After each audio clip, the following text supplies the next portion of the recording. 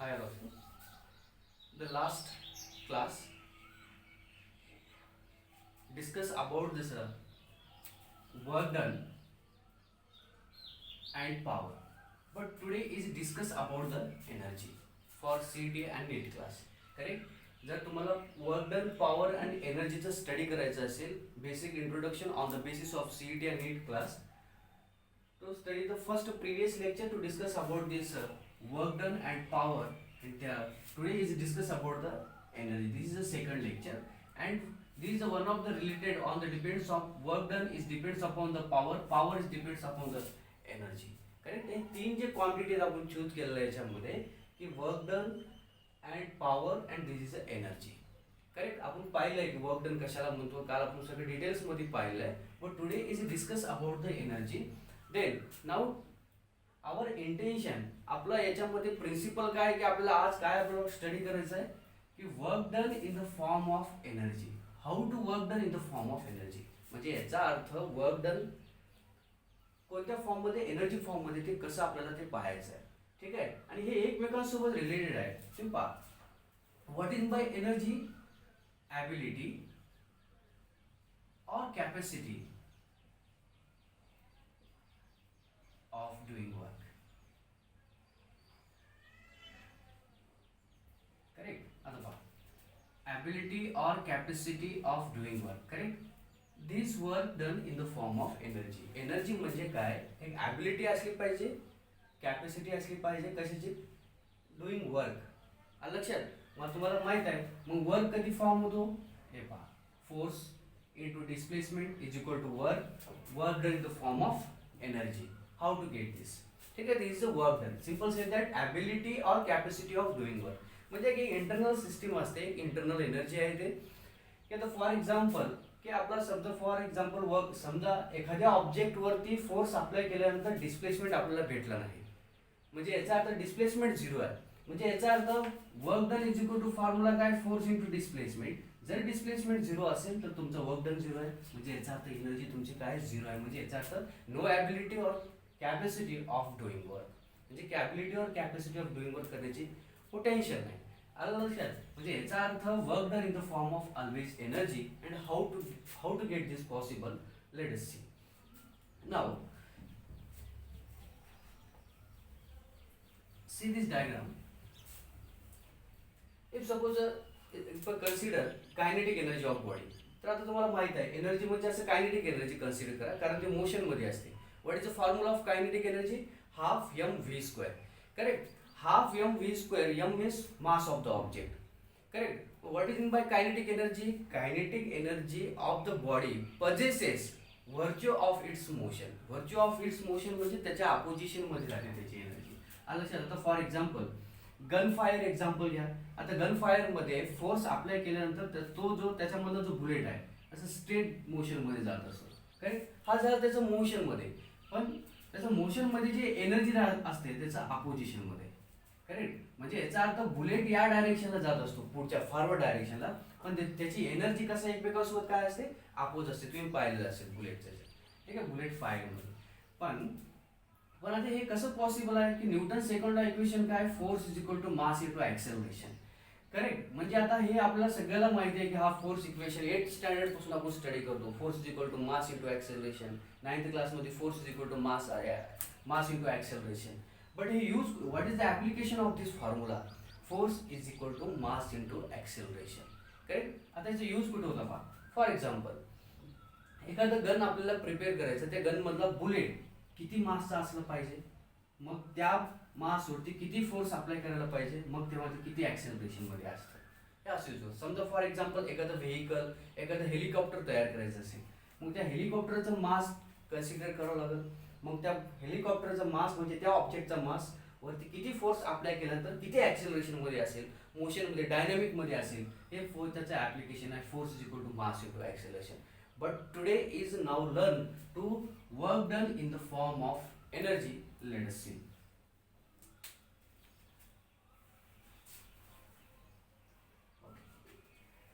If suppose this is a object. एक object आहे, याच्यावरती फोर्स अप्लाय करा. मग फोर्स अप्लाय केल्यानंतर हा object one place to another प्लेसला सम ॲक्च्युली डिस्प्लेसमेंट म्हणजे डिस्टन्सवरती ट्रॅव्हल होत जातो विथ रेस्पेक्ट टू व्हेलॉसिटी. कारण व्हेलॉसिटीज म्हणजे काय आपलं त्याच्यामध्ये ॲक्सेलरेशन पण आलं.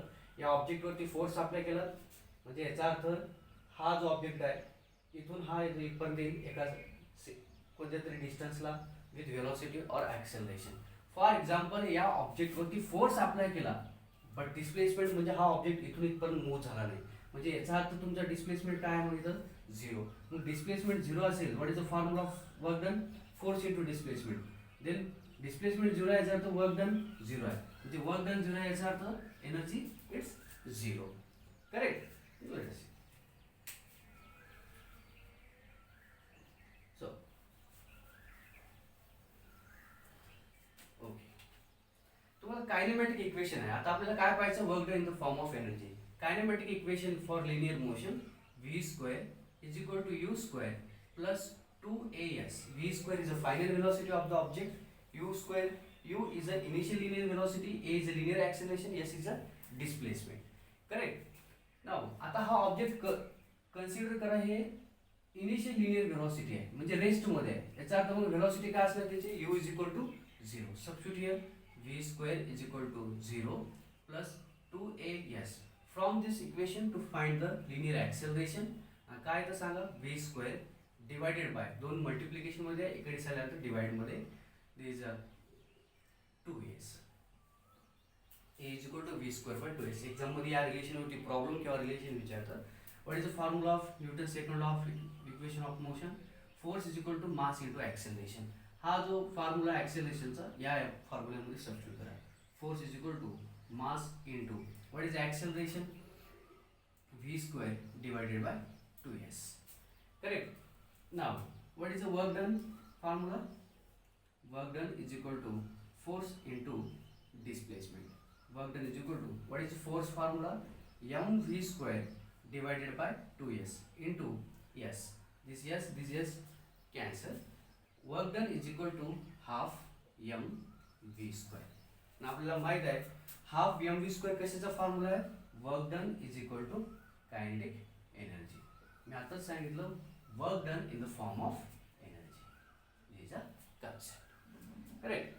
V square is equal to U square plus 2s. Kinematical equation घ्यायचं त्या इक्वेशनवरून कन्सिडर करायचं if a object at rest u is equal to 0 then to find the acceleration and this acceleration substitute in force is equal to mass into acceleration and lastly find the work done is equal to force into displacement. This displacement and this displacement get cancelled. Work done is equal to half mv square. We know all of you what is the formula of this kinetic energy is equal to half mv square of the body. Correct. Now the relation between kinetic energy and linear momentum. Linear momentum म्हणजे याचा अर्थ kinetic energy आणि linear मोमेंटमचा काय relation आहे. So what is the formula of linear momentum is P. There are two types of momentum. One is a linear momentum, another one is angular momentum. But एखाद्या straight line मध्ये object जर motion मध्ये असेल तर तेव्हा आपण linear momentum use करतो. एखादा ऑब्जेक्ट अँगल डिस्क्राइब करत असेल सर्क्युलर मोशन असेल रोटेशनल मोशन असेल तेव्हा आपण तिथं अँगुलर मोमेंटम घेतो. करेक्ट. आणि इथं ट्रान्सलेशन कायनेटिक एनर्जी तिथल्या साईडला काय असतं रोटेशनल कायनेटिक एनर्जी. ठीक आहे. What is the formula of kinetic energy half m v square. या इक्वेशनला divide and multiply with m करा m. Correct. But here m square v square म्हणजे या इक्वेशनला कायनेटिक इज हाफ m स्क्वेअरला divide and multiply with mass of the object. मग इथं m into m काय होतं m square v square as it is divided by मध्ये multiplication 1/2m. Correct. मग लिनियर मोमेंटम म्हणजे काय the product of mass into linear velocity. हा linear मोमेंटमचा formula आहे. करेक्ट. मग आता इथं काय m स्क्वेअर v स्क्वेअर इथं काय m is equal to p is equal to m into v ला काय लिहिता येतं लिनियर मोमेंटम. आता इथं m स्क्वेअर v स्क्वेअर आहे याचा अर्थ काय लिहिता येतं p square divided by 2m. This is a relation between kinetic energy and linear momentum. Correct. मग आता याच्यामध्ये तीन क्वांटिटी आहेत. Correct. Which those R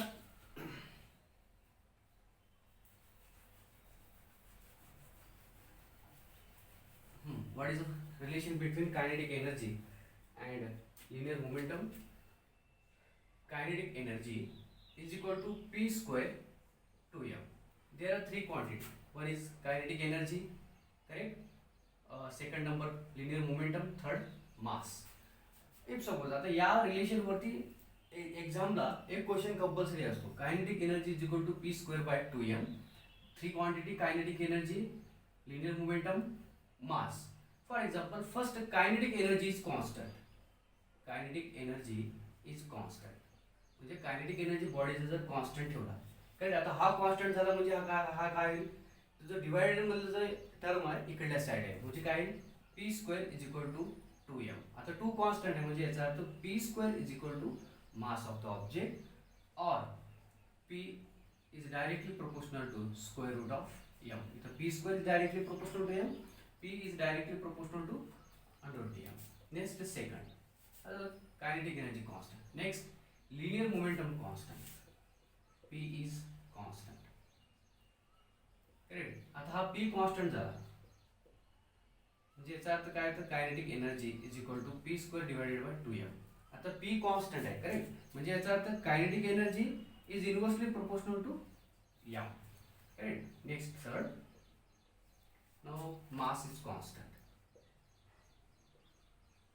then what will get, हाँ तो मास कांस्टेंट है म्हणजे याचा अर्थ काय, P square is directly proportional to kinetic energy और P is directly proportional to under root kinetic energy. These are three equation.